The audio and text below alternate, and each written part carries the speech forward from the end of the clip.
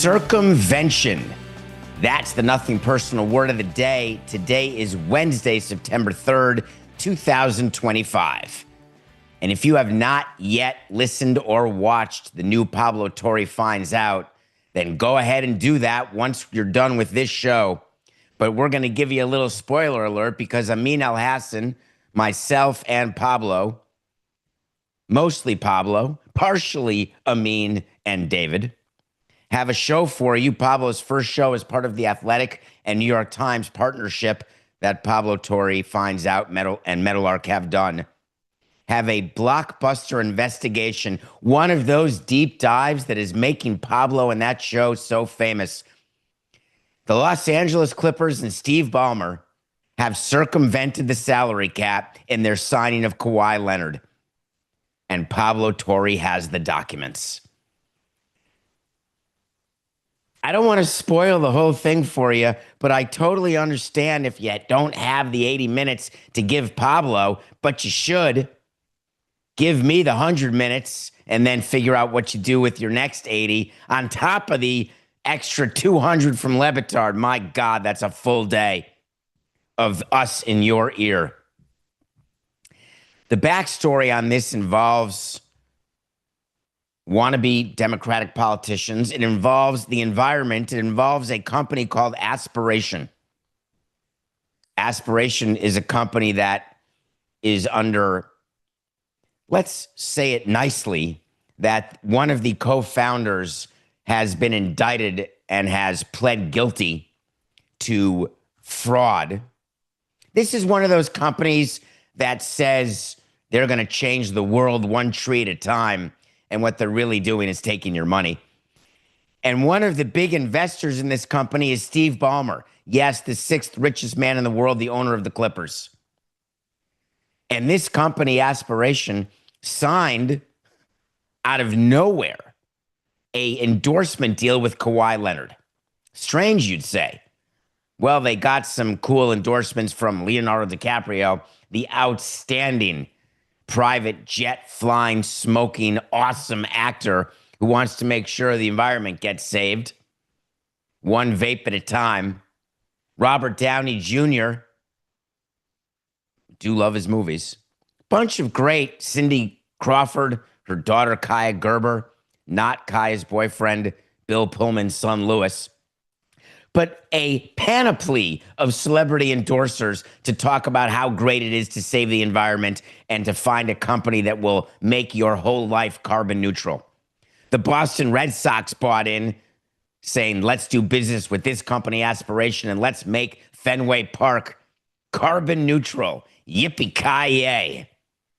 I explained on the show that I made Marlins Park LEED certified gold, first ever retractable roof facility. It's just money. That's all. There's no environment saving. There's no making the stadium to have a negative footprint or your life, quite frankly. But plant some trees and it's a good start. Except Aspiration, unclear whether they ever planted any trees. It sort of became this moral center for companies like Facebook, for people like Steve Ballmer and his new stadium, the Intuit Dome in LA, where the Clippers play. Let's try to make everyone feel good about themselves and know that we're doing our share. Funny, but it's always about the money. Somehow Pablo Torre found out about a $28 million endorsement deal that was signed between Kawhi Leonard and Aspiration. $7 million a year to endorse Aspiration, and he didn't do a damn thing. Not an appearance, not a retweet, not a like, not a commercial, not a thing. Why in the heck would Aspiration pay $28 million to Kawhi Leonard?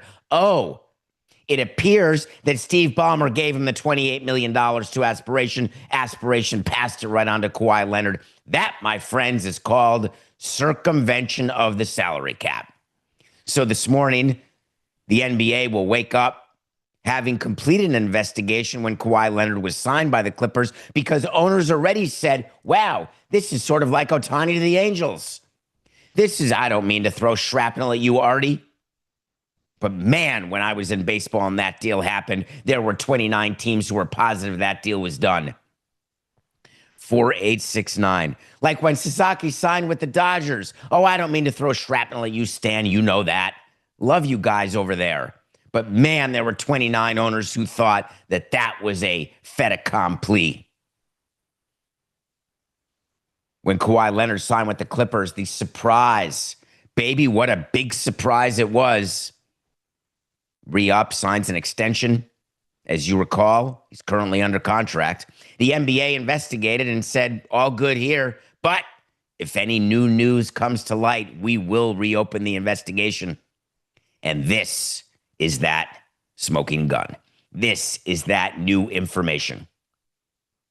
Adam Silver has opened his eyes this morning, as we are live early in the morning, because PTFO released at 5 a.m. Eastern time, or 6 a.m. Eastern time, but I think it was closer to 5. And now the NBA will have to react. Much like the NFL Players Association reacted after the episode dropped with Pablo about collusion and the grievance that was kept from the players. Adam Silver will now have to reopen the investigation into the signing of Kawhi Leonard. And it will be very difficult, if not impossible, for the NBA not to come to a conclusion that there's something amiss in the state of California. If I'm an owner in the NBA or a team president or a team GM and I wake up and I see this story, 80 minutes in, I'm thinking to myself, I cannot believe that I have to compete with the 6th richest person in the world and not play by the same set of rules and standards. That's really the issue to think about, is that when you're dealing with, so imagine in baseball, Steve Cohen, the owner of the Mets, the richest owner in baseball. Imagine there were certain rules that exist that stop a team from paying more than a certain amount for a player, like a draft pick. Like, let's say the Mets drafted a player and that player has to sign at a certain number and that number is available to anyone else in the draft. That player chooses the Mets. And for whatever reason, it's found out years later that Steve Cohen did something for that player that no other team could do. And that player agreed to sign with the Mets for that reason. In a non-salary cap sport, it wouldn't happen with free agents. It would happen where there is competition. Though, in baseball, we spend days, hours, weeks, and months investigating teams to make sure that they are being forthcoming about their revenue. And we've talked about that on a recent Nothing Personal. You can't pretend you're making $20 million from a naming rights deal if you're making $50 million. There are checks and balances and investigations. You can't lie. If you're found out to have lied, you will get taxed back at the level of what that revenue actually was versus what you reported it to be. But in a sport where there's a salary cap, it makes it critical that everybody plays by the same rules, and the rules are simple. There is an amount of money you are allowed to compensate players, and you may not go a dollar more than that amount. Hard stop. You can't do it what's called in kind. In kind would be Steve Ballmer giving up shares of Microsoft to Kawhi Leonard under the table, giving him a private plane for his use, giving him a house that he could buy at below market value in LA, giving him a car, getting him an extra $7 million a year. Steve Ballmer got Kawhi Leonard an extra $7 million a year for 4 years to endorse a product that he never endorsed, to endorse a company called Aspiration that he never endorsed. He merely collected the money. And this all came to light because Steve Ballmer, one of the top investment minds of our lifetime, in the same conversation as Warren Buffett, invested in this company that was a pile of paper, no substance whatsoever. And Steve Ballmer got fooled into investing, and somehow that company decided Kawhi Leonard was the perfect spokesperson. Kawhi Leonard, the perfect spokesperson for an environmentally friendly company. The whole thing reeks of salary cap circumvention. The whole thing will require a full, as a matter of fact, Coca, not part of the show that we recorded with Pablo, because this is part of Nothing Personal. I'm going to give you an official wait to see. There will be a new investigation by the NBA into the salary cap circumvention that is alleged in the new Pablo Torre Finds Out. There will be at least fines levied. There will be a suspension. Go back and look what happened to Glenn Taylor when draft picks were taken away, when there was a thought of circumvention that was proven with a player named Joe Smith. Glenn Taylor and the Timberwolves lost picks. They lost money. And they lost Joe Smith. The NBA could choose to void Kawhi Leonard's contract and make him a free agent again. That would be the extreme punishment. They could take away draft picks of the Clippers. They could fine Ballmer, but you know very well the $500 fines to players for uniform problems isn't a big deal when they pay up front with cash and wear the uniform however they want in a collectively bargained amount that is able to be fined. There is no collectively bargained limit for what the NBA could fine Steve Ballmer. What exactly would be a fine that would hurt Steve Ballmer, who's worth $152 million? You fine him $1 billion? Excuse me, Coca? Did I say 152 million? Steve Ballmer is not worth 152 million. $152 billion. What do you find a man who's worth $152 billion to the point where it hurts? There is no number. Therefore, you take away something that he likes more than money. You take away the ability to build a winner, which he's had a hard time doing in any case. But when you take away draft picks, you take away the ability to build through the draft, to use the draft picks as trade capital. You are getting the man where it hurts way more than finding him 250 grand or $25 million even. Do the math. 25 million on a person who's worth 150 billion. Hold on, let me check my pocket. That's the fine for salary cap circumvention? No chance, toilet pants. They're going to go a different direction when the NBA investigates this. You wait to see. The new investigation by the NBA will be opened. There will be at least fines. Pablo Torre indicated that he had an episode that he wanted me and Amini invited us to participate in. Had no idea what it was. I said, Pablo, I trust you. I love working with you. I love you. I'm happy to spend the time. What is it about? David, I promise it's way better if you don't know.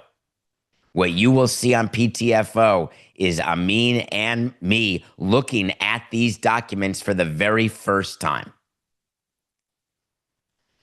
Coca, it's going to be a thing. Do you know what a cross-up is? A cross-up is when a pitcher and catcher get their signals crossed, and a catcher is waiting for a fastball, and then it doesn't have to be a fastball, but a catcher is waiting for any pitch, and then a pitcher throws a different pitch.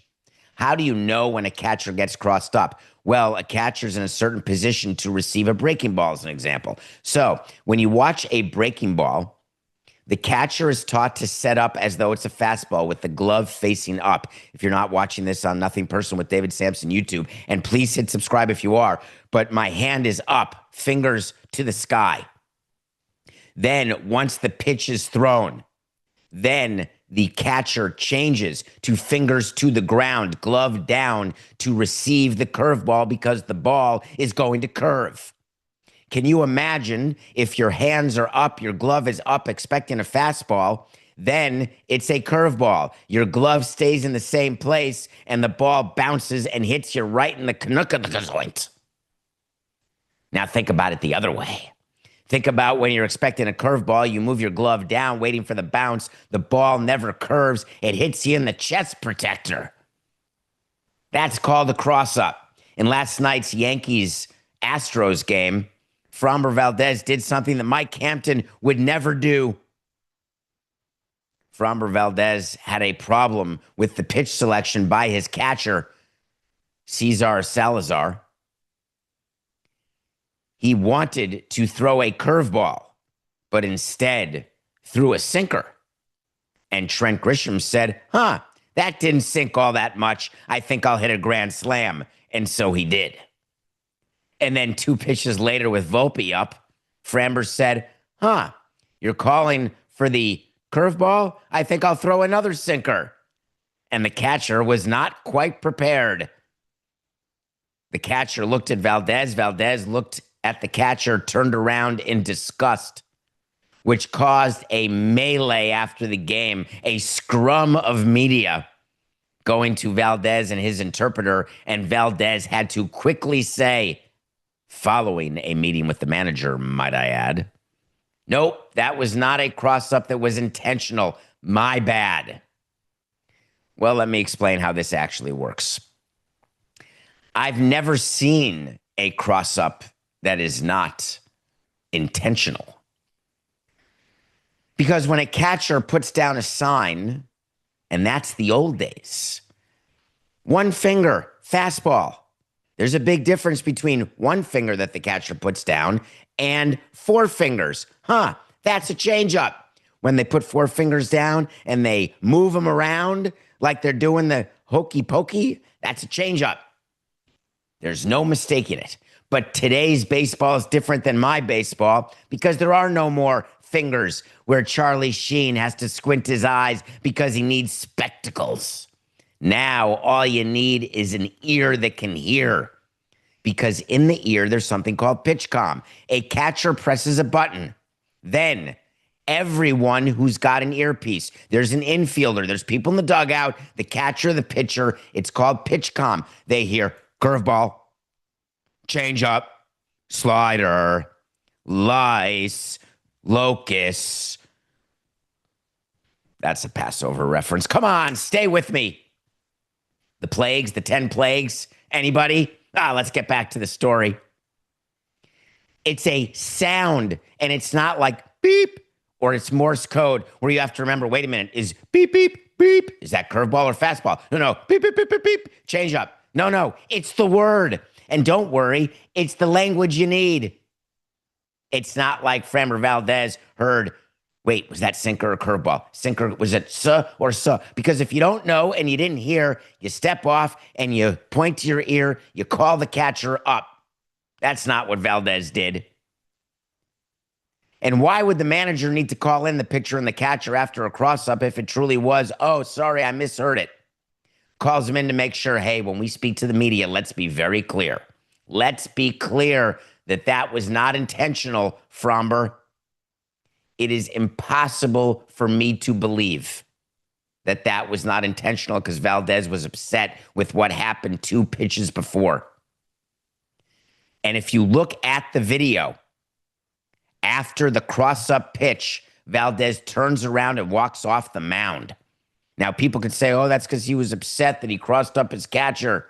No. He was upset about what happened 2 pitches earlier, giving up the grand slam to Grisham. I don't care what he said after. Now, this is not the end of the world, but there are something that you should know about the relationship between a pitcher and a catcher, which is why I referenced Mr. Mike Hampton, who was on the show last week. I learned this lesson. I didn't know this. I learned it my first 2 weeks in baseball when my GM was a World Series winning pitcher named Jim Beattie. And Jim Beattie taught me, don't you ever blame the catcher for any pitch that's thrown in a game. And I said, why not? And he said, because pitchers have the final decision about what they throw because they throw it.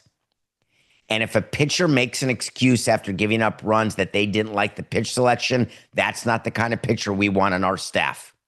We want a pitcher who takes control of the game, who throws the pitch they're comfortable with in the scenario, circumstance, count, hitter. That's why you study. That's why you know tendencies of hitters and matchups between yourself and the hitters, because you know what you like throwing. And if the catcher has called a pitch you don't want to throw, don't throw it.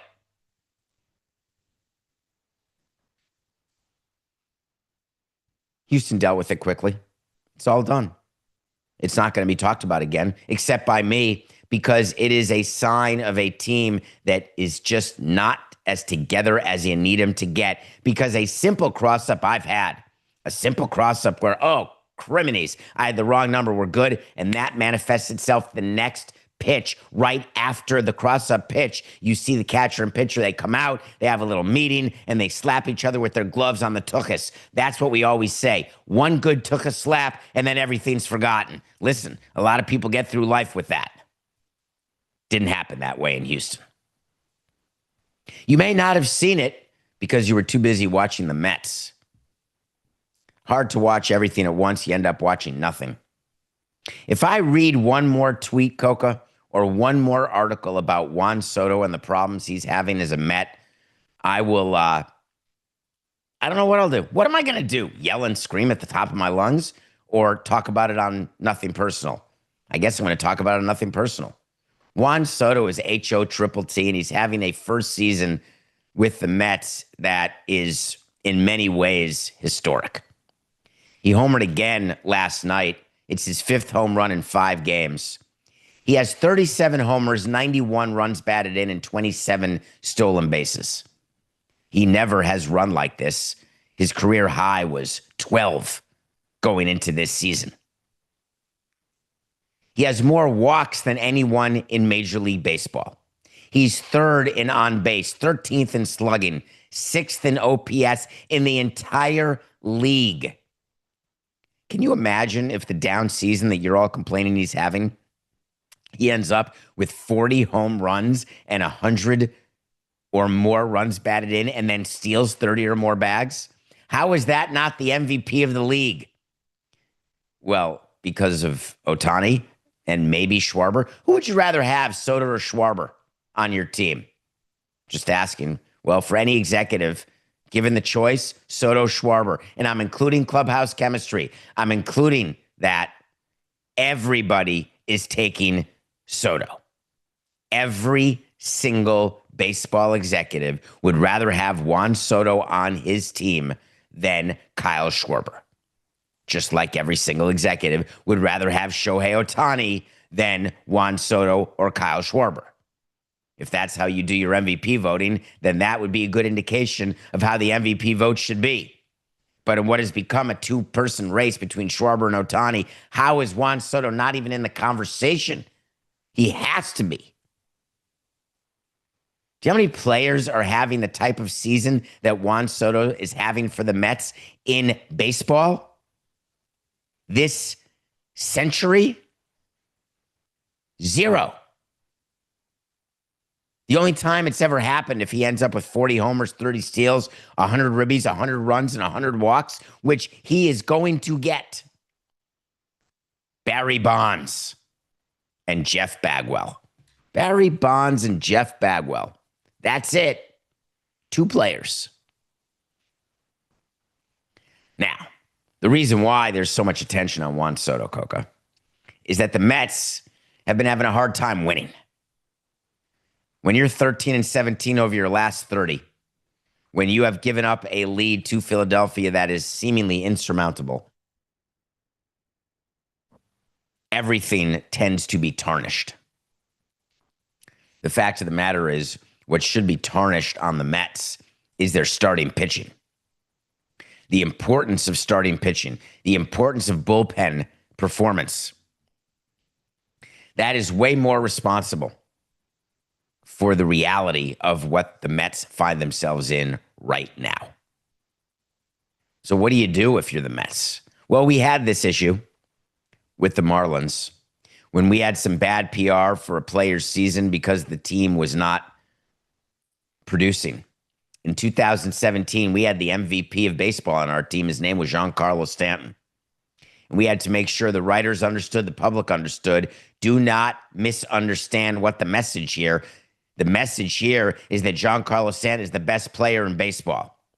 The reality is he plays for a team that can't win 81 games because we couldn't put together a pitching staff. We couldn't figure out how to get Stanton, Yelich, and Ozuna and JT Realmuto to club enough runs, score enough runs in order to win more than 81 games. but it does not take away from who the most valuable player is.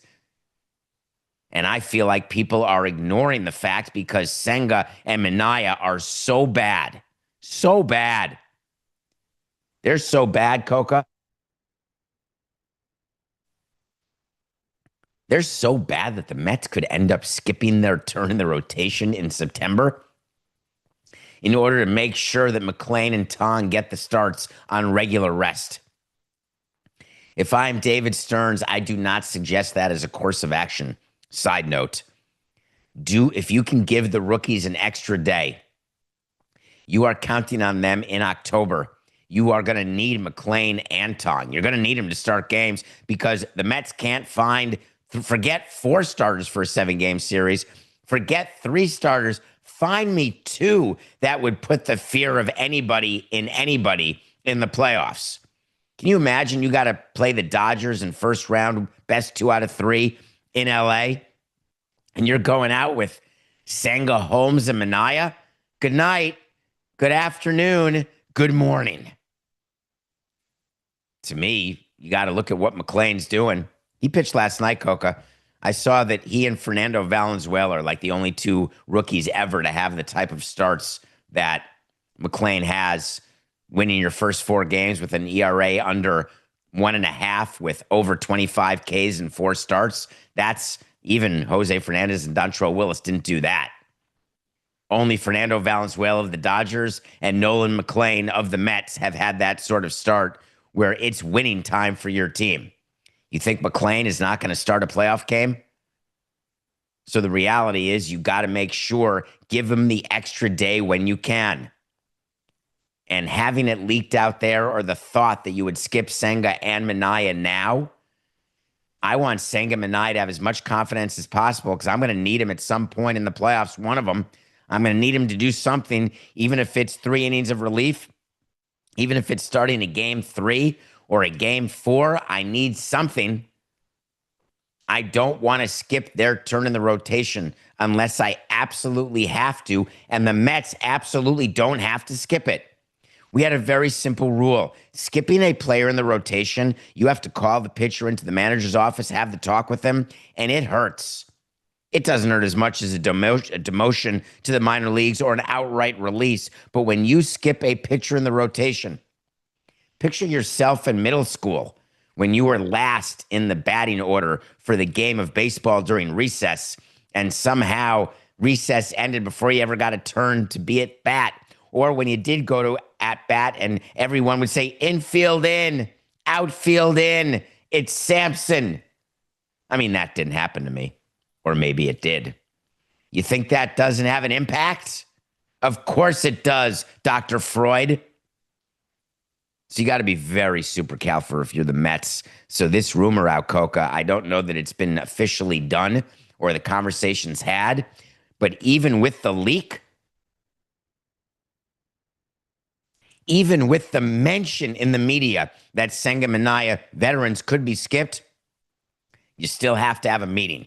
God, did I used to hate Coca having to meet with players because something came out in the newspaper even that I had nothing to do with. I was more than happy to have meetings with the players when I leaked something to the paper, when I wanted the word out that something was going to happen.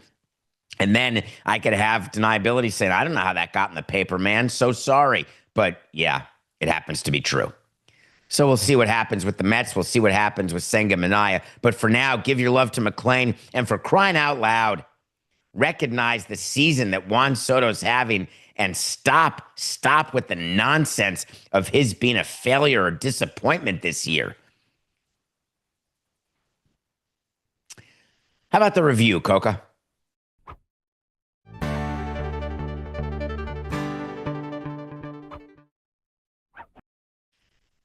I told you I'd watch The Hunting Wives, and I did.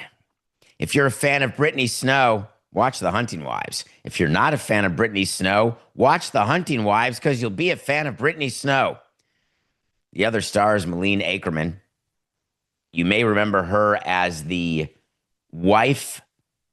first wife on Billions of OMG, Coca. We're live right now, and I can't think of the main character, not Paul Giamatti, but the main guy from Billions, who then left for a season because in real life his wife got sick and then came back a little bit at the end. Oh, God, this is incredible. This is incredible. But somebody out there, who is it? Damian Lewis, thank you. That's the actor's name, but I was looking for the character name. Bobby Axelrod. Coca, you're the best. You're better than the rest. I think Bobby Axelrod's first wife was Ackerman, who stars in The Hunting Wives. Hunting Wives is a miniseries about a bunch of women in a small town where something bad happens, and the question is who did it. And then the question is, did Brittany do it? Did she not do it? Is there something weird going on here? Is this like the Stepford Wives? Is it a play on The Hunting Wives? Is it because they actually go hunting?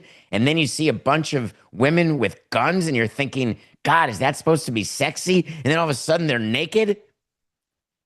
I'm just saying that when you get a text the way I did from maybe the straightest person you know, who is this high-powered professional who texts and says, The Hunting Wives was awesome, you know you're onto something, because this person wouldn't watch this sort of crap ever unless it's like The Hunting Wives. So if you're into it, check it out. If you're not into that sort of thing and beauty doesn't do it for you, then you can do a hard skip. Tomorrow is Thursday. That means I get to review War of the Roses, which is in my top 100. Spoiler alert, I don't need to watch it today. I watched it on one of the 2 plane rides I had this weekend to Japan and back. And the other side note on that, Coca, is here's the deal with jet lag. It's like soreness after running a marathon. Don't get fooled by how you feel day 1. It's day 2 that kicks you right in the buttocks. Right now, I feel like a freight train hit me, one of the Japanese bullet trains. I do not know which way is up, and I've got this gurgling in my stomach and this pulsating in my hamstring, and my calf looks like it's indented. I have no idea what's happening, Coca, except it's day 2 jet lag recovery. Hey, guys. I'm David. I can't start it that way. All right, I'll do that better, Coca. I will do that better for you and for our partners. 4869. Hey, guys. We're teaming up with Jackpocket, America's #1 lottery app. You can order Powerball, Mega Millions, and scratch-off tickets in just a couple taps. New customers, they're giving you $5 in lottery credits. Download the app, opt in, and don't forget to use code SUPERFAN when signing up. That's SUPERFAN. That's your code. So go grab the Jackpocket app. Use that code SUPERFAN. This is it. Last week, I think the Jackpocket got up to like $1 billion. Make sure you get that up. It's $1.3 billion. You want to buy the Marlins? Let me re-record that. Hey, guys, you want to buy the Marlins? Team up with Jackpocket. Of course, I'm going to stay up and watch the tennis, Coca. Don't get upset about the jet lag sitch and say you got to sleep more, which I get it, especially if things happen where I get even busier here over the next few months, which is hard to imagine how that could happen. But hey, you never know. But the reality is that when you get a match and you get to watch Fritz against Djokovic play, you're going to watch. Now, it could have started as late as 8:30, but it started at 8 o'clock Eastern time because Sabalenka made it to the semis with a walkover. That means that the woman's #1 will be in the semis without having to win her quarterfinal match because the woman in the quarterfinals said, sorry, I'm hurt, can't play, I forfeit. What's the final score of that walkover match in the books? Is it 1-0-1-0, 6-0-6-0, or is there no actual score to a walkover and it's just walkover? I don't know the answer to that. I used to know the answer to what the score would be of a forfeited baseball game, which I always thought was 1-0, but I forgot what that is also. I have forgotten more than I'll ever know. Anyway, let's get back to the tennis. In case you have not been paying attention to the U.S. Open, it's awesome, and it's coming to an end this weekend. And if you're not paying attention to men's tennis right now and watching Carlos Alcaraz and Jannik Sinner and still the 38-year-old Djokovic play, you are missing greatness. I assumed after Nadal and Federer retired that was it for at least a decade or two until we'd find the next group of insane players who don't lose. Turns out didn't have to wait very long. The last 7 Grand Slams have been won by either Sinner or Alcaraz. That's it. And if they face each other again in the finals, and remember, they had that amazing match. Did we watch that together? I think we did in the French Open. Remember the final? No? Anyway, it was an amazing match. But to make a long story short, one of Alcaraz and Sinner is likely to win the tournament. Just don't ask Drake which one. And if they make it to the finals, that'll be 8 straight Grand Slams won by one of those 2 players. That's 2 full years that nobody else could sniff a Grand Slam. Alcaraz, yesterday afternoon, I could barely keep my eyes open watching because it was just not even close. The guy hasn't lost a set. He's a kid. He's 22 years old. He's in the semifinals of a Grand Slam. He hasn't lost a set. You may be thinking, who's ever done that? And I may tell you, nobody since Nadal.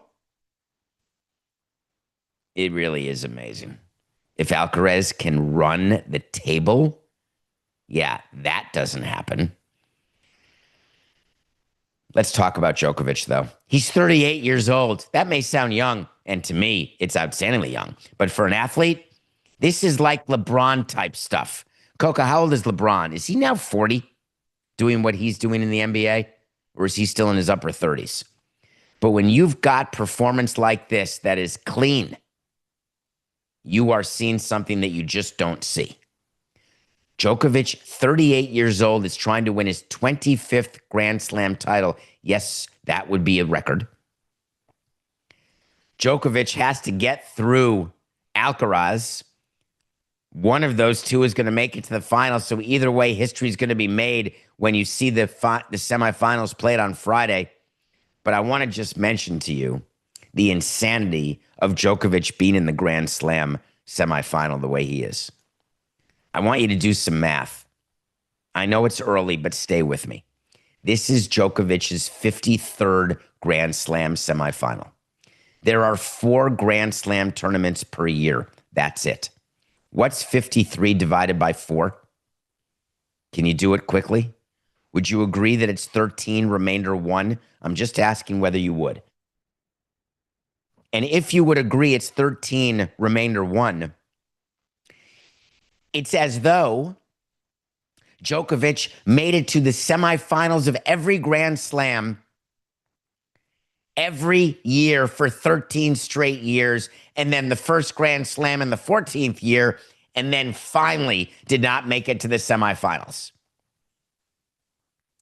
13 years of all 4, Australian Open, French Open, Wimbledon, and U.S. Open. Semi. Oh, by the way, he's won 24 of them. Can I be more clear? He's won 24 of the first 52. Won them outright. Why would you not want to watch greatness? It's what I live for. It's like going to a museum and you're looking at a Van Gogh or you're looking at a Seurat or a Picasso and you're thinking, I'm in the presence of genius. It's going to a movie and seeing Let It Ride and saying, I'm in the presence of genius. Now, I would say that I should have said Peter Weir. I should have said Martin Scorsese, but I'm not Adnan. I was making a joke about Let It Ride, a comedy that I love. I could have said Fletch. I could have said Chevy Chase. But I'm talking about overall greatness. Please, when you can be a part of it, do it. It's the great honor of our life is being around and touching greatness. It's trying to achieve greatness for yourself in whatever area you can and having people look at the thing you do that's great and saying, I want to be in that orbit, because all of us have something great that we do. It may not be professional sports, but we all have some talent, some vocation, or maybe for some an avocation where we seek and attain greatness. It may be in how you do a game or how you collect stamps. I'm just saying that we have greatness in tennis right now, and it'd be nice if you would appreciate it and then watch it because it's damn cool. Nothing personal pick of the day.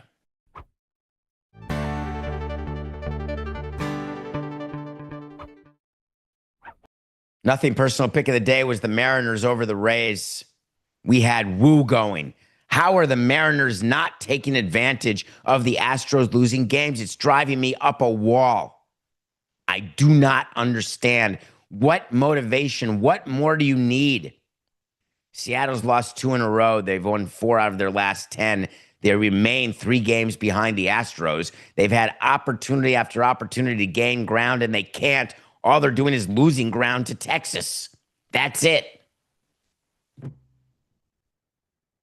As you can tell, if you're just tuning in, I lost the nothing personal pick of the day.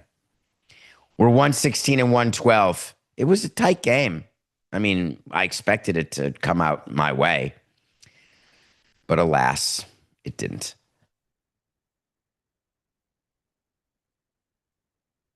What do? I rebound. I draw your attention to a series that I had to look twice at. I forgot back many years ago the schedule, a lot of quirks in an MLB schedule. And there were these 2-game series. When you're in baseball, side note, Coca, you hate 2-game series. Baseball just is a thing where you like settling into the town when you're on the road. You check into the hotel, you make yourself comfortable. You know you're there for 3 nights at a minimum. 2-game series stinks for the clubbies. You got to set up the whole clubhouse, and you're only there for 2 games. It's just not enough. 2-game series, we would have back-to-back 2-game series against Tampa many of the years, Coca, where it'd be like a home and home, and we'd play them on a midweek, Monday to Thursday, or Tuesday, Wednesday, Thursday, Friday, whatever it was, mostly Monday to Thursday. The Phillies and the Brewers have a 2-game series that starts tonight. And you may say, well, that doesn't seem all that interesting to me until I tell you, are you sure? Are you sure? Because when you look at the National League, are you aware that you're looking at the 2 teams who are going to have byes in the first round? Now, can Philly hold off the Dodgers? Can Milwaukee hold off Philly and the Dodgers? If the season ended today, which it almost does, you'd have Milwaukee and Philly as the 2 bye teams, which means that they'd be favored, absent an upset, to meet in the LCS. When we had games against teams that we thought we could meet in the playoffs, even though we weren't going to be in the playoffs, but we thought we could, or when we were going to the playoffs, hey, these are games against a team that we want to beat, it becomes a feeling during the first 5 months that is completely ignored. But in September, when you are playing a team that you may see again, believe you me, it matters. The Philadelphia Phillies do not, under any circumstance, forgetting whether the Mets are hot, they do not want to go into Milwaukee, check into the Pfister for a very short time, and not come out with a win. They're putting out Aaron Nola tonight, and the Phillies are minus 102 only with Nola. He's back. He's healthy. He's pitching well. Without Wheeler, he is needed to be their game 1 starter. While you may think, wait a minute, it could be Sanchez, could be Suarez. No. If I'm the Phillies, I want Nola as my game 1 starter of the LDS, of the division series, assuming they get the bye. Watch for him against Quintana. Great guy, great pitcher for the Brewers. But I'm taking Nola and the Phillies minus 102 over the Brewers. I want to end this first hour with a quick conversation about something, please. And it is about a player for the Pittsburgh Pirates. And I try not to stand on ceremony or to tell you that the way I ran a team is the best way, because it's not. 1 World Series ring only. That means 17 seasons I failed and 1 season I succeeded. Forget buying and selling teams, forget building ballparks, forget all the other great stuff. I am 1-17 is the record. That's how I look at my career. When you've got a pitcher, the way the Pirates have Bubba Chandler, what in the name of God are you doing having him out of the bullpen? Just let me know. You want to do that in October? Do it. I've done it with the Rookie of the Year. His name is Dontrelle Willis. Can you imagine calling up a guy who is projected to be maybe the second best pitcher in baseball behind the guy who's his teammate, Paul Skeens, and you put him in the bullpen? Starting pitchers have this routine. They have a way they prepare. They have a system that they have in between starts. They have a way to prepare before a game. So for a 7 o'clock game, they start their preparation at 2 o'clock. Some pitchers start at 4 o'clock. For a 1 o'clock game, they have to wake up early. It's why pitchers, many of them, do not like starting afternoon games because their routine has to start so early and they're tired, which is why sometimes we let them leave the Saturday night game early. I never liked doing that, but we did it. I never liked pitchers flying ahead of the team because they were starting the next day. Hey, we got to get that pitcher some rest. Let him get to the city we're going to in advance of the team. We're going to get there at 2 a.m. Meanwhile, we fly the pitcher there commercially, gets there, and then goes out till 3 a.m. Come on. And what happens if we had needed him during the previous game? And sometimes before the ghost runner, spoiler alert, that's why there's a ghost runner, is because owners, presidents, and GMs don't like using tomorrow's starting pitcher today because it causes you to have to call your minor leagues, call up somebody, send somebody else out, and then bing, bang, boom, your whole rotation is screwy. When you've got your hands on a top prospect, you've got to lean into the routine. You've got to build up what they know and what they do well. You don't need Bubba Chandler out of the bullpen. They threw him 4 innings yesterday in his third appearance, all out of the bullpen. Gave up 6 hits, 4 earned runs versus the Dodgers. I don't want to do anything that could be disruptive of his confidence. I don't want to do anything that would be disruptive of anything Bubba Chandler does. Can you imagine if you're the Pirates and you're going into next season with Skeens and Chandler as your 1-2? Forget the other schleppers, some of whom are overpaid and not even schleppers. You get to go in and you get to sell hope to a fan base that's been craving hope and criticizing every move you make, except meanwhile, you are drafting like a baller and then screwing it up. This is not because I want to have my wait to see be right that Chandler's going to start a game in September. It's because I can't imagine an organization not starting him. It makes no sense. And now you got to call him in. You got to get the sports psychologist involved. And you got to say, don't worry. The whole Dodger bullpen appearance, strike it from your mind. Go back to the you that is dominant, that makes you the number 1 pitching prospect, and that combines you with Paul Skeens to be a juggernaut for teams to face next season. The Pirates had better do the right thing. And it's not about spending more money. That was a bug. It's about knowing how to deal with what you got. Well, today's Wednesday. Guess what we get to do after the break? You want to talk to Samson? Here's your chance. We'll be right back.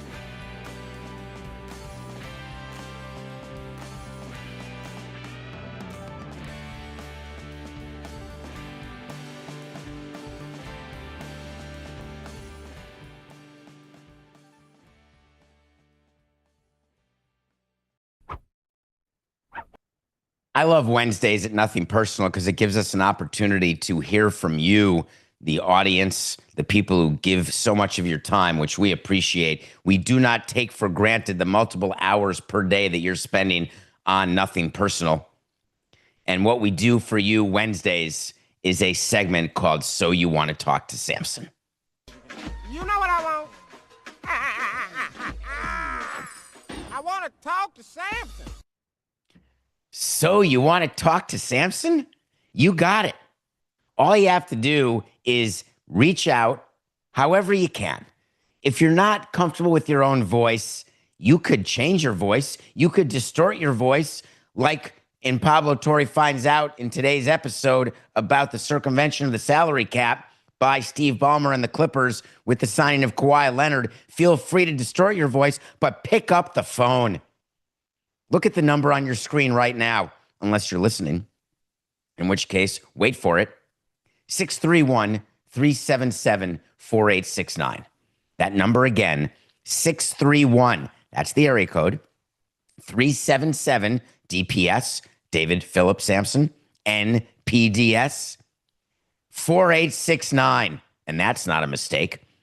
631-377-4869. If you leave a message every Wednesday, hour 2, you may hear your voice. So, for example, this person, you're going to hear his voice right now. Let's start, Coca. Hello, David. Question. With the strike looming after 2026 season, do you think MLB teams after this year hold on to their senior execs, like general managers, president of baseball ops, going into a potential strike and probable strike? Do they just leave it as, you know, the devil you know is better than the devil you don't know? Thanks. I appreciate that voicemail. I like the length of that voicemail, anywhere between 20 and 40 seconds. I do like the hello, the salutations, but I also leave your name. It doesn't have to be your name. You can just say, oh, it's Jay Trotter. But this is a great question. I've told you on Nothing Personal many times, maybe never, certainly a couple times since October of 2019 when we started this journey that we're on together, that in baseball, every team has a succession plan, and it has nothing to do with Brian Cox or anybody. Who's going to take over if something bad happens to the control person? Who's next? You have to have a succession plan. There's another thing that you have to do in baseball. You have to give your finances. They're audited. You have to give your projections. You have to say how many people are going to come to the games next year, what your payroll is going to be. Central Baseball, the commissioner's office, has all this information for every team. They don't share it, but I wish they did. You know what else? Broadcast deals. Every time you do a broadcast deal, the league gets it in advance, has to approve it. You know what else? A work stoppage plan. That one stinks. Let me tell you what that means. About a year to 2 years before every collective bargaining agreement would expire, we'd get a notification from the commissioner's office. Hello, everybody. Sorry to say it's time for your WSP again. Not the World Series of Poker. That would have been more fun. It's your work stoppage plan, where you have to submit to the league what your finances will be should there be a loss of games, what your lost revenue will be, what your concomitant decrease in expenses will be. In other words, who are you going to can? Who are you going to furlough? You have to go position by position, dollar by dollar. This work stoppage plan is painful, private, confidential. As president of the team, I'd work with our CFO on it each time. We would ask and involve the department heads, but it was the responsibility of the CFO and the team president. We would work with the GM, president of baseball operations, because if there's no season, you don't need a strength coach, do you? If there's a lockout, that means players can't use the facilities, so you don't need your clubby, do you? I'm not singling out those positions. I'm telling you that we go position by position. Now, here's the tricky part. When you're meeting with the CFO and doing the plan for a work stoppage, and your plan as team president is to furlough or get rid of the CFO, you can't very well have that in the plan, can you? So sometimes you've got a shadow plan. A shadow plan is when one of the people who's working on the plan is part of the plan. You need a really good assistant to make this happen. You need to be really good at what you do. And I don't mean to say that I was so good at being a team president. I mean to say that I was able to keep things very straight in my head. All right, we got this plan, we got that plan. We have this set of financials, we have that set of financials. It was my version of A.J. Preller's medical records, which is against the rules. What I did is the rules. That's what every business does. Every team president does. It's one of the things that is talked about the least, but is done the most as a president of a company. You got to keep a lot of stuff straight in the old cranium. Not for the faint of heart. But your question is, would we hold on to our general manager? The answer is yes, but we may go to him for a pay cut. Part of our work stoppage plan was always an adjustment of salaries of everyone, and I would take the same adjustment in the same percentage that I was asking of my staff. Hey, we're going to take 20% of your pay, and we're going to defer it to the end of the work stoppage, or we're going to just lop it off. Congratulations, you still have a job. Those are communications that I would have with the top executives. You don't spring it on them, which is what you do to the other employees, I'm sorry to say. When you're doing a work stoppage plan, you don't tell the ticket executives, oh, you guys are going to be furloughed if there's a lockout or strike that lasts past a certain date, because that's what the WSP is. If you have a work stoppage or a lockout that is called for on December 31st and is over by January 15th, that's one set of circumstances. If it's over by April 15th, that's another set. If you lose a whole season, that's another set of circumstances. And you've got different thresholds for different circumstances. You have a different set of cuts for different circumstances. Why does the league need this information? Think about it for a second. Why would the league want to know what the burn rate is of every team during a work stoppage? Burn rate means how much money is the team losing? You've got your own burn rate in your life. You should calculate it. The burn rate is how much money do you spend every month just because time passes? Your rent or your mortgage, your car payment, your cell phone payment, electricity, water, whatever your must-haves are, add them up, that's your burn rate. Quick side note, Coca. If you don't have enough revenue to cover your burn rate, you got a problem. You got to change the underlying assumptions of your burn rate. If your burn rate is something that's not fixed, like, hey, I go to the movies every day, you can cure that if you don't have the revenue by not going to the movies every day. The reason why the league needs to know the burn rate of the teams is they add up, here's what this team's going to lose, what this team's going to lose, what this team's going to lose. Then the league goes to the banks and says, excuse me, may we borrow this amount of money in case of a work stoppage to make sure that owners are okay, standing strong against the players, that we can withstand the work stoppage? So we're going to have access to borrow the money to cover the burn rate of the teams. It actually makes perfect business sense if you think about it, but people just don't talk about it. That's why you come to Nothing Personal.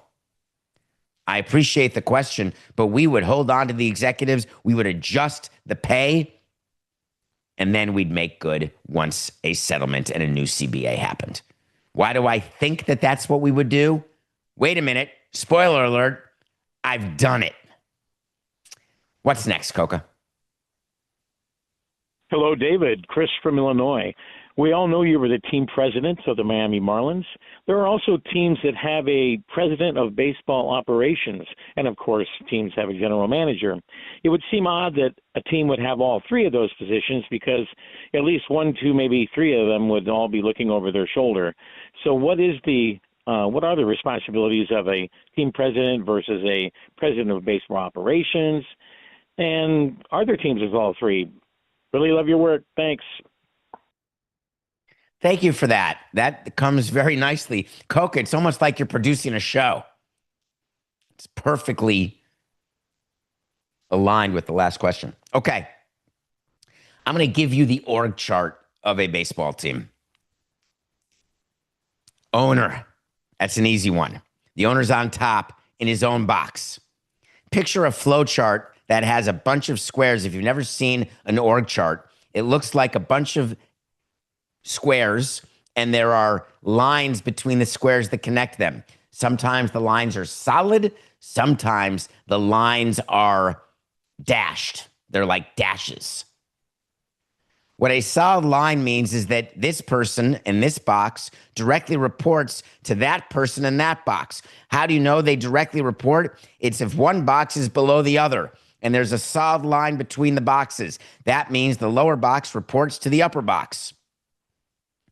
If you're a good owner, you've got one box, yourself, with a straight line to one box, the president of your team.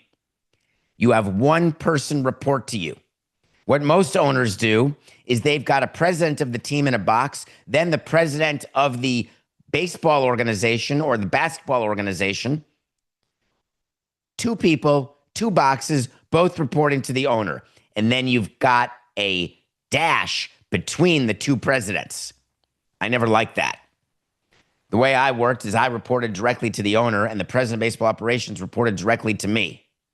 In reality, the owner would speak to the president of baseball operations, sometimes without me knowing. In reality, the owner would speak to the trainer or the clubby or the head of marketing or sales, all of whom were direct, straight line reports to me because that's what owners do, because they're owners. Everybody does it.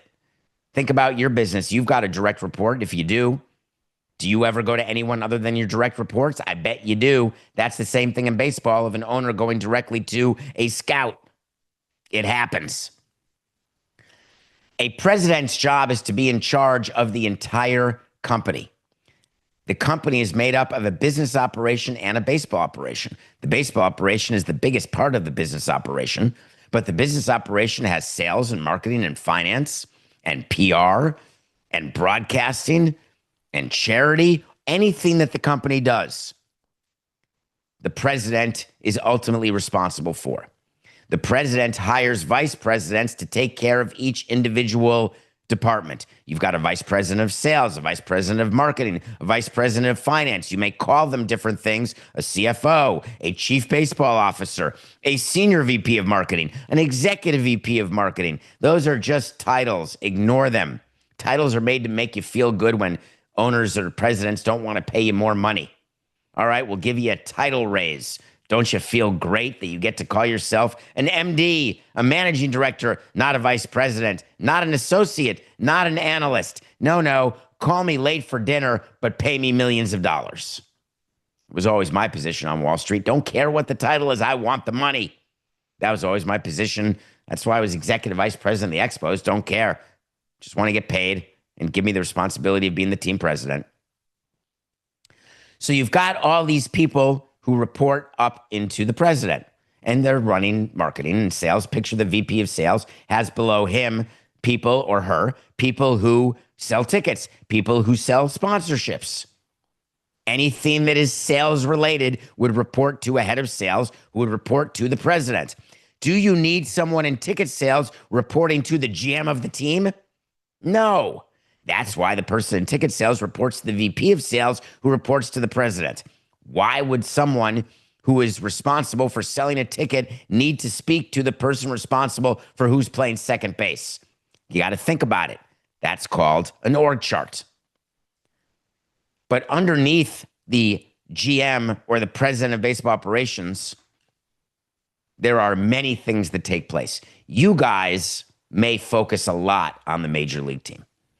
And you may even get more granular and focus on the record of the major league team, as though that's all you're thinking about. Wins and losses of the big league team.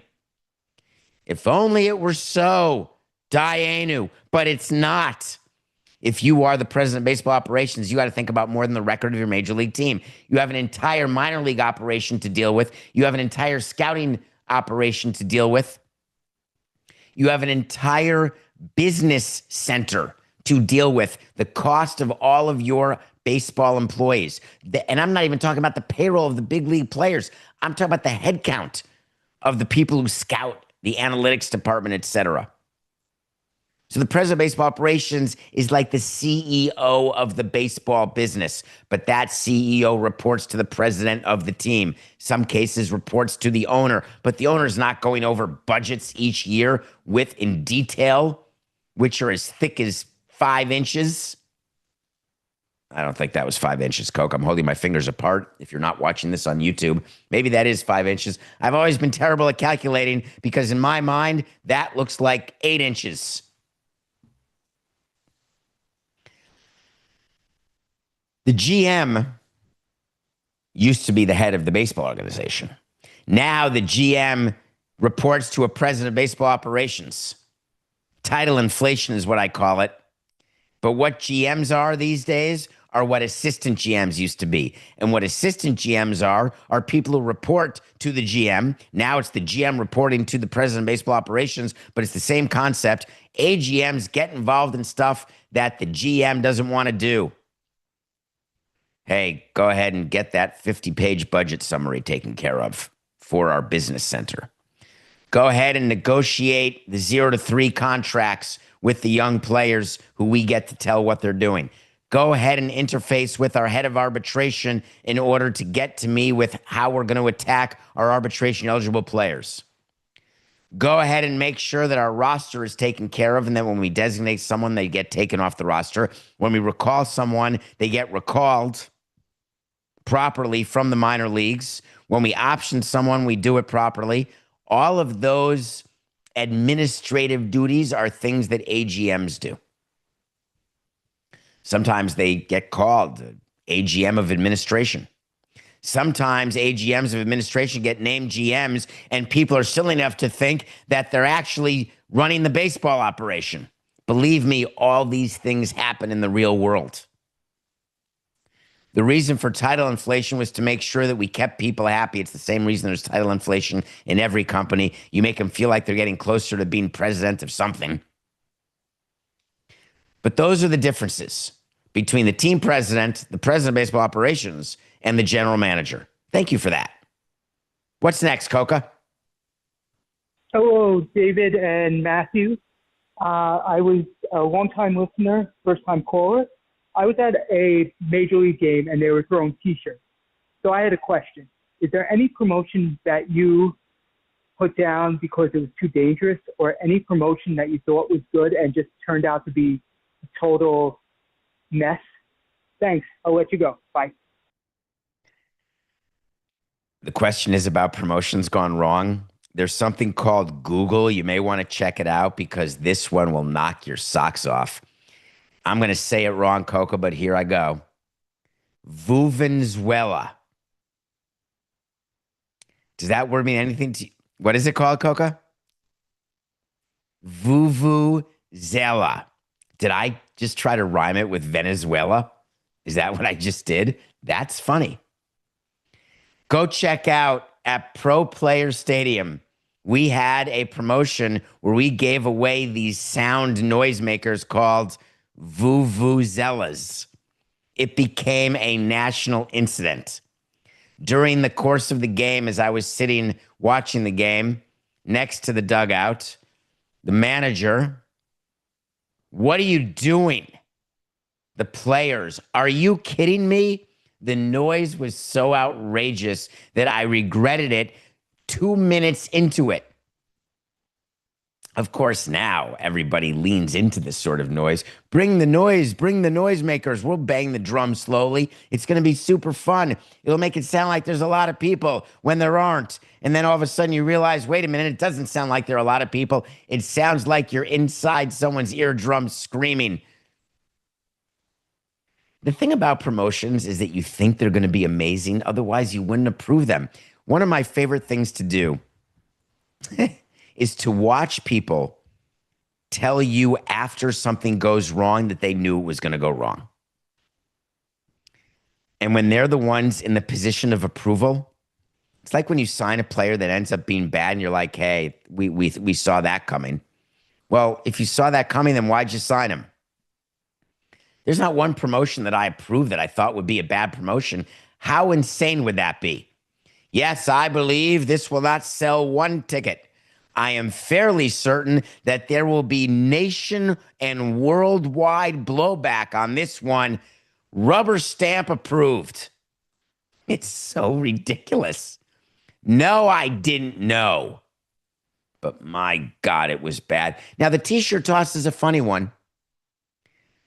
Did I ever tell you the story about the lawsuit from someone who got hit by the t-shirt or by the hot dog that got thumped up into the stands and ruined it for everyone? Terrible. I used to love the concept of getting t-shirts or getting anything to people. People love free stuff.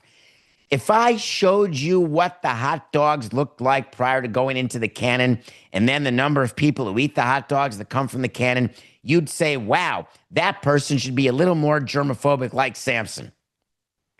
Now, I get it. Free food's free food. You're going to bang it. Be my guest.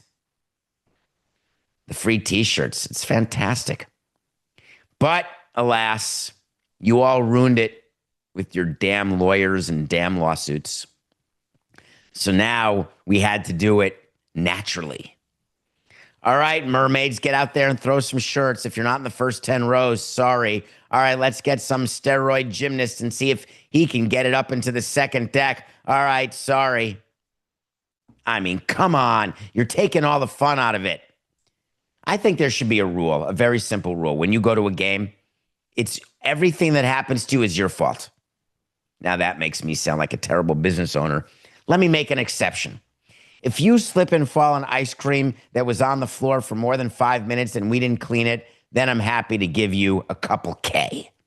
Maybe even a free ticket, coupon, and signed ball. But everything else, caveat emptor, baby. Buyer beware. You're coming to a game, you get hit by a ball, pick your head up from your phone. You're coming to a game and you get hit by a t-shirt, pay attention in between innings. Man, that sounds so harsh, but I really do believe it. Dealing with these lawsuits means, A, that we have to spend money we don't want to spend, and we'd rather spend it on the team that you want us to spend it on. Don't make us spend money on things other than players. Number 2, you know my whole philosophy, live and let live. Don't do anything that screws up the way I want to live. If I want to get a free t-shirt and I want to get the cannon up there into the second deck, don't sue me when you get hurt and then make it so I can't throw t-shirts into the second deck anymore. It's just not right. The amount of time that we spend on promotions, it's mind-boggling, actually. Trying to marry the promotion to the event. All right, we're going to do a ticket promotion. We're going to do a food promotion.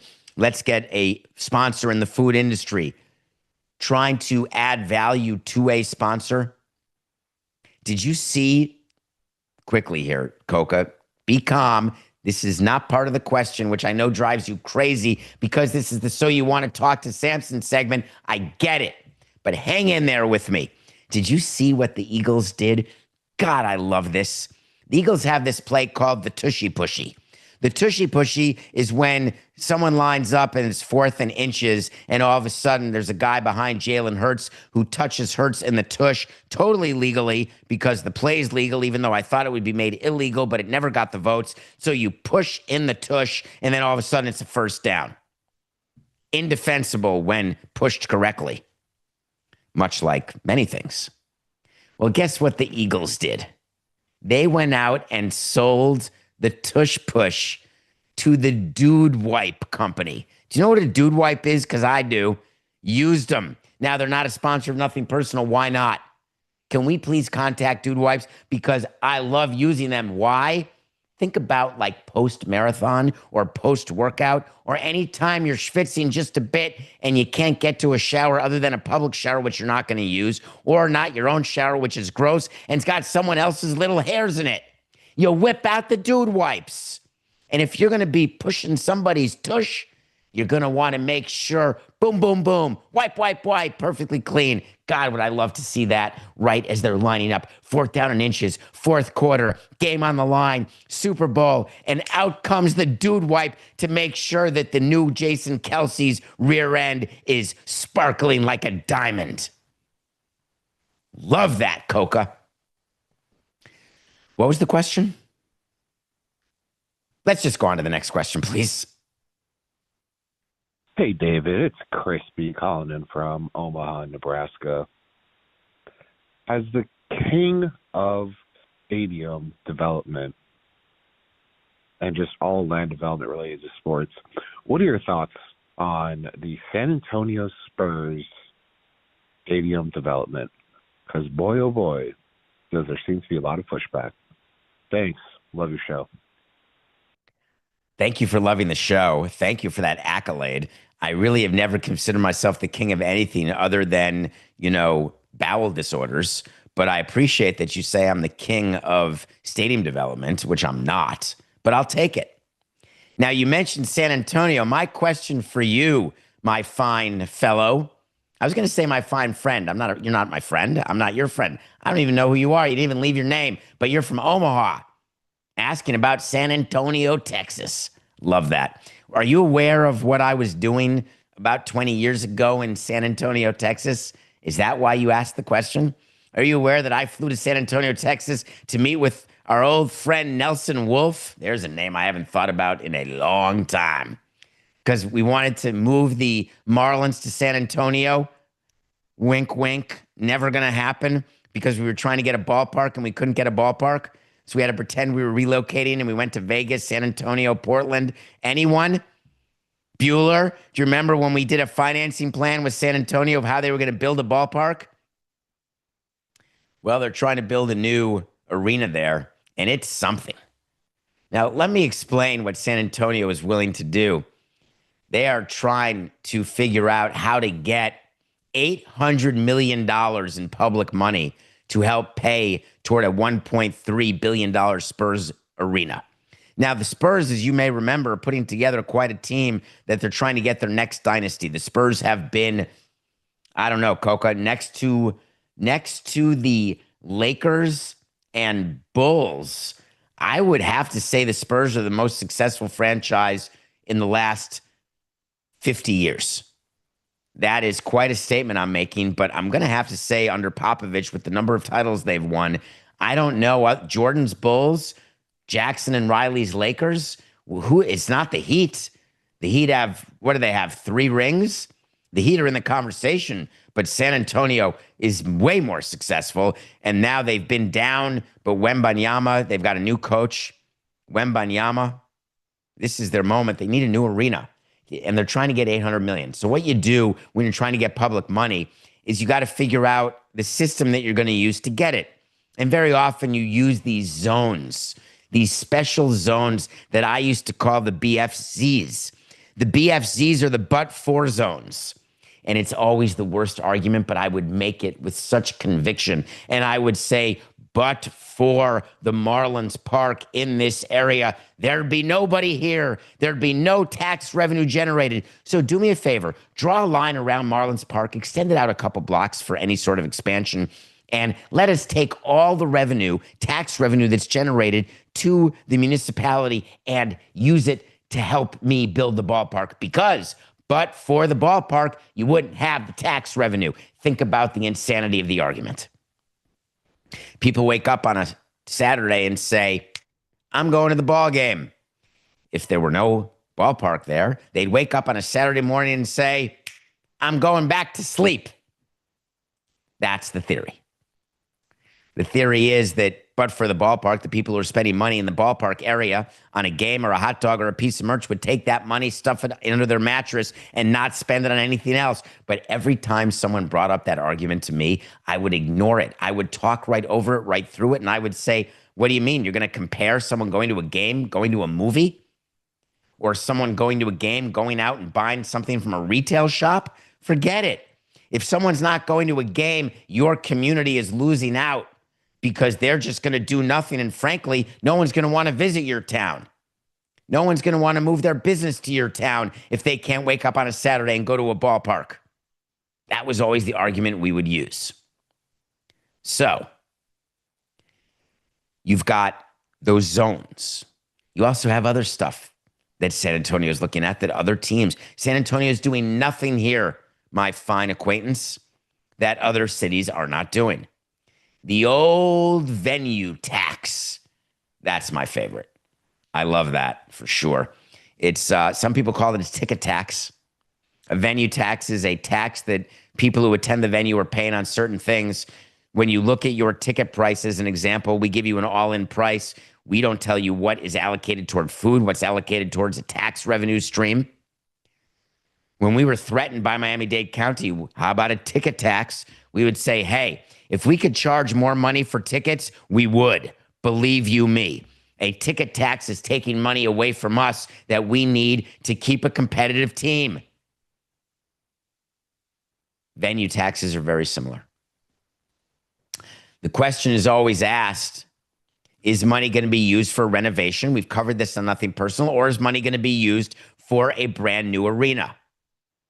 And then the question is money going to come from a county like in San Antonio and from the city of San Antonio? And can it be done without a vote? That is critical. You do not want a public vote. The city of San Antonio has come forward and said, hey, we could give you about $500 million. And guess what? We don't need a public vote. That is a huge bit of news. The question is, will a financing plan come together in San Antonio? Will they put together the county, the city, and the team in a relationship where everyone is a go? We had the county of Miami-Dade, we had the city of Miami, and the team. We had to get those three partners together, and it took, wait for it, it took 7 years of negotiating in order to make those 3 legs of a tripod all buttress Marlins Park. And guess what? Marlins Park, here we are 10 years later, and they've still got issues unresolved that are unresolved because I didn't resolve them. For all the people watching in Florida right now, used to be a big number, but now that the show has grown, the percentage of people in Florida has shrunk, which the math makes sense.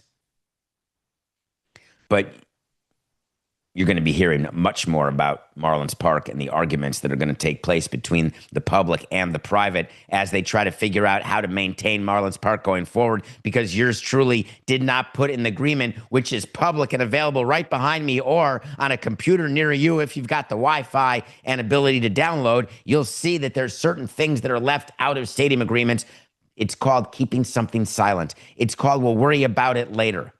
What you can't worry about later, and what San Antonio realizes, is you can't worry about the initial cost of construction. That is, at the end of the day, all you really need to solve for. The rest can take care of itself, though you don't want it to be that way, but it can. It's like, again, Coca, it's like your own life.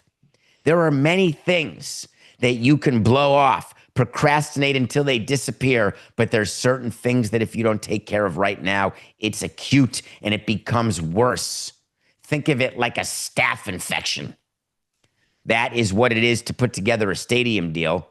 And we'll see what's going to happen here, whether or not there is this tax increment reinvestment zone in San Antonio, whether they figure out the venue tax, whether there will be a continued state-sanctioned tax zone, all of which throws in money into the pot, and that money is used to pay the debt service on bonds, meaning you go to a bank or you go to the public, but for purpose of this discussion, don't worry about it, and you say, I need to borrow $1 billion. Oh, that'll cost me $100 million per year. That's 10%, man. That's way too high. But just easy math. How am I going to get that money? All you're doing is math constantly when you're doing a stadium deal. When you're developing the deal and you're doing construction documents and you're figuring out what's going to go on around the ballpark, how you're going to hit your projections, That's different than how you're going to finance the construction. Two different things. Remember, I told you earlier in the show what a president of a team does? Many different things. Getting a ballpark done involves many different aspects, from speaking to a clubby about where the bathroom should be in the clubhouse, to speaking to your head of human resources about how the offices should be laid out in the ballpark, to speaking with your finance people about how you're going to pay for your part of the ballpark, to putting together decks to go to banks to borrow money. All of it's happening at once, baby. San Antonio, man, they tried. Boy, did they try to get a baseball team. I'm sorry. It was never going to be the Marlins. Could it eventually be another team? Hey, wait to see. All right, Coca. Hello, David. Hello, Matthew. Just listened to your discussion of the Savannah Bananas, and I was wondering, immediately thought of the new stadium at Vegas. Wondered what you think about the Savannah Bananas having an extended stay and a residency, sharing it with the new athletics stadium. When did we talk about the Savannah Bananas, Coca? How recent is that voicemail? Is that one of our shows this week or last week? I cannot remember. Last Friday? We covered that last Friday. Seems like a year ago, Coca. So we did a segment on the Savannah Bananas. Quick primer on the Savannah Bananas. That's the team with the owner, Jesse Cole, that says, hey, we don't care about money. We just want to bring baseball to all the fans, billions of fans everywhere. It's the traveling circus. Remember, we talked about Barnum Bailey Circus. Yes, we did.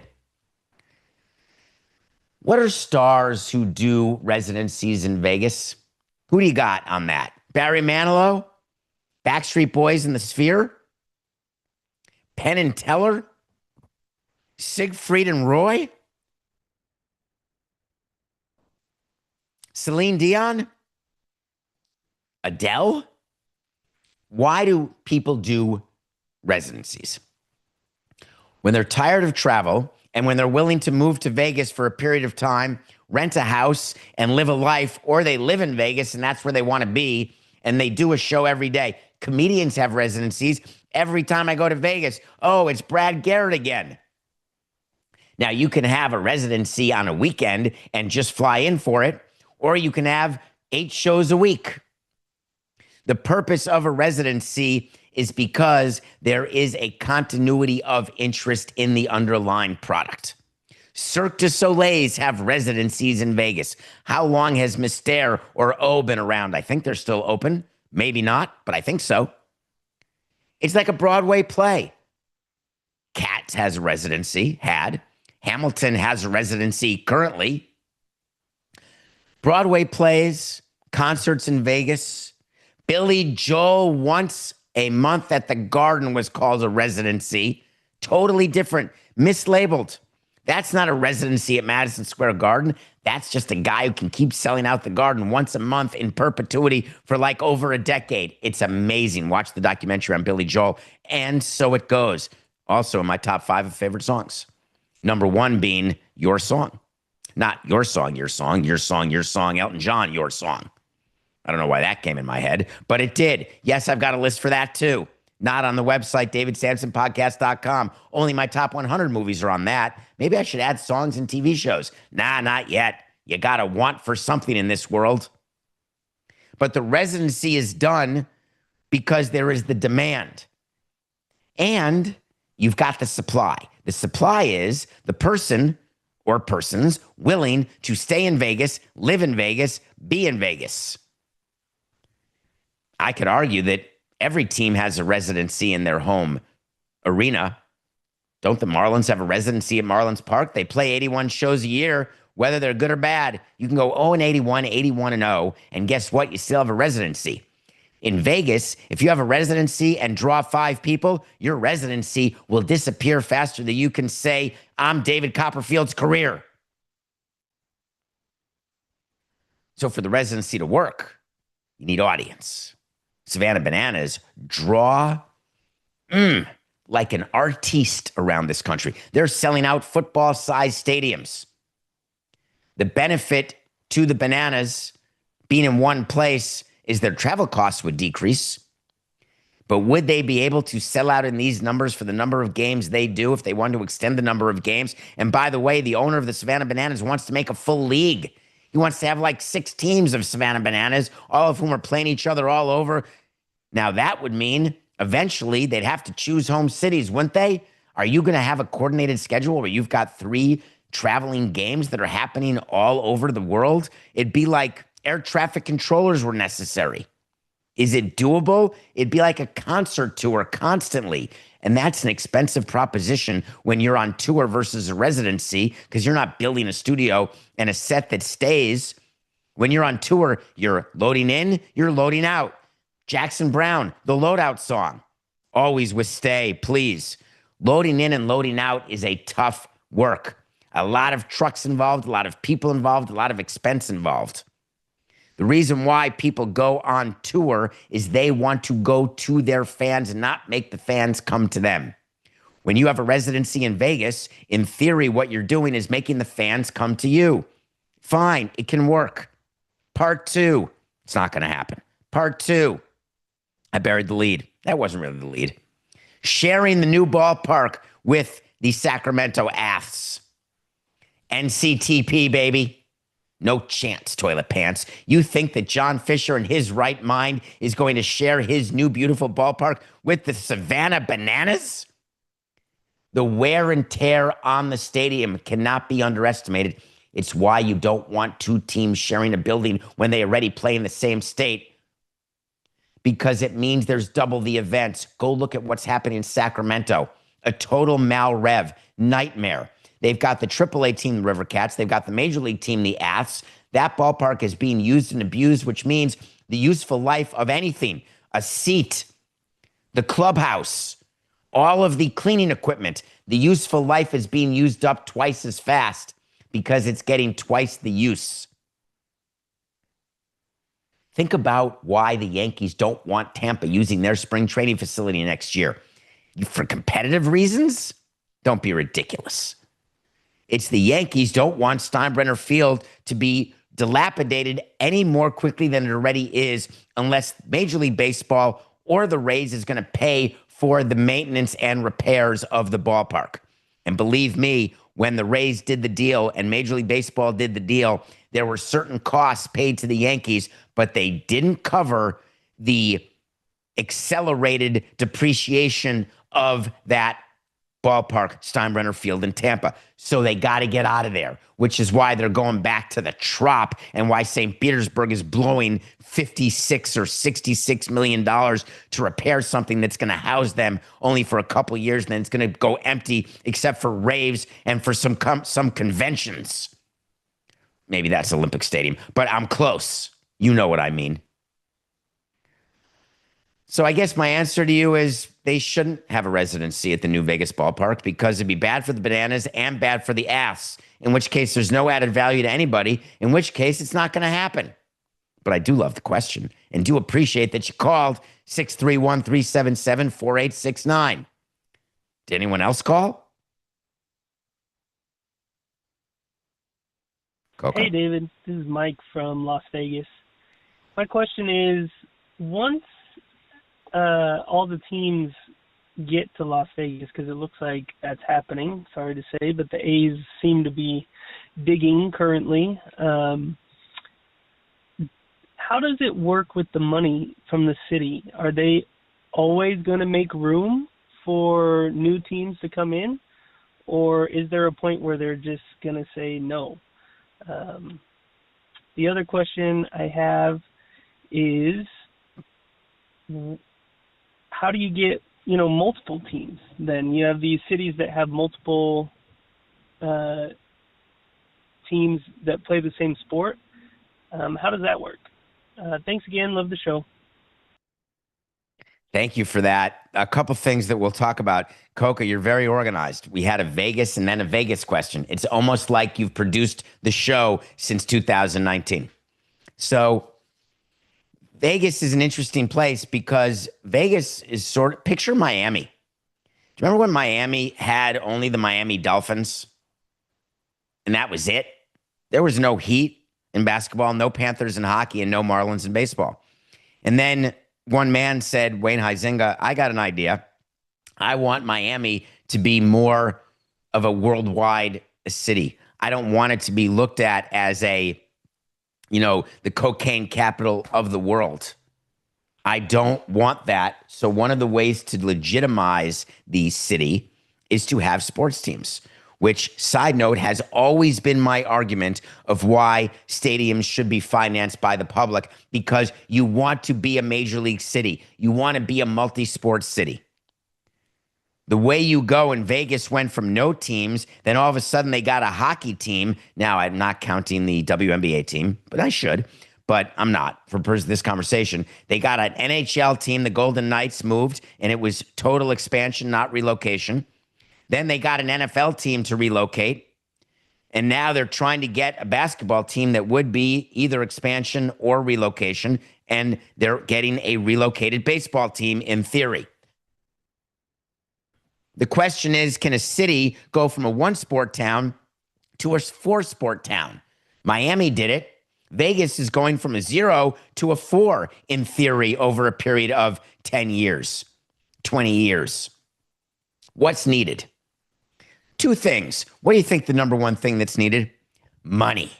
2, land.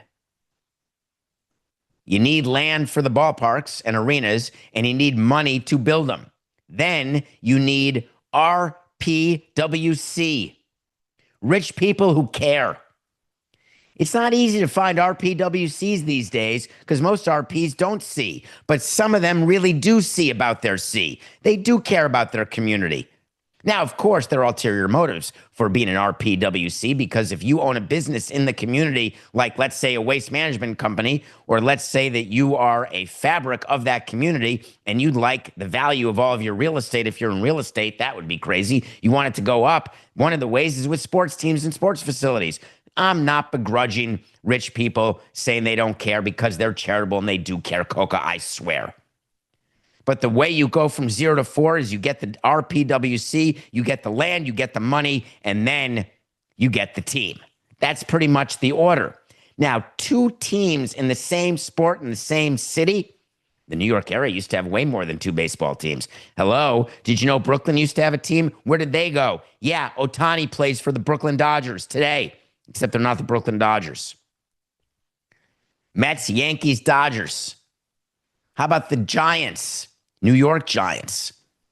Sometimes there's enough money in each city to take on more than a team. Why is it the big places? Green Bay doesn't have a second football team, but New York does. Does that make sense? New York versus Green Bay. Let me see if there's an economic difference. Los Angeles has 2 baseball teams, Dodgers, Angels. Wow, sprawling, metropolis. There are not 2 baseball teams in Minneapolis. As a matter of fact, teams spend half their time trying to make sure no other teams come close while we're pretending we want other teams around. Wink, wink. Believe me, the Marlins would be way better if the Rays relocated, the Panthers failed and relocated, and it was just the Dolphins because the Heat disappeared. We pretend we don't want that to happen, but of course we do. We want there to be all of the things coming to us, all of the corporate sponsorship money, all of the disposable income of every fan. Don't split it between 4 teams. I want you to just give it to me. But of course, the other side of that is we live in a city where there are 4 teams. Therefore, more people are going to want to move there, more business. Maybe all prices go up and all boats rise with the tide. These are the business things that you think about as you are putting together your business plan for, hey, are we in a position to have a relocated team? You think that Nashville isn't thinking to itself, wait a minute, what would it be like to have a second major league team, a third professional team? The answer is you take a look at your community, you speak to your leaders, and then you call up the commissioner and you say, hey, give me a team. It's just business. We'll be back tomorrow. Thanks for all these questions. This is nothing personal.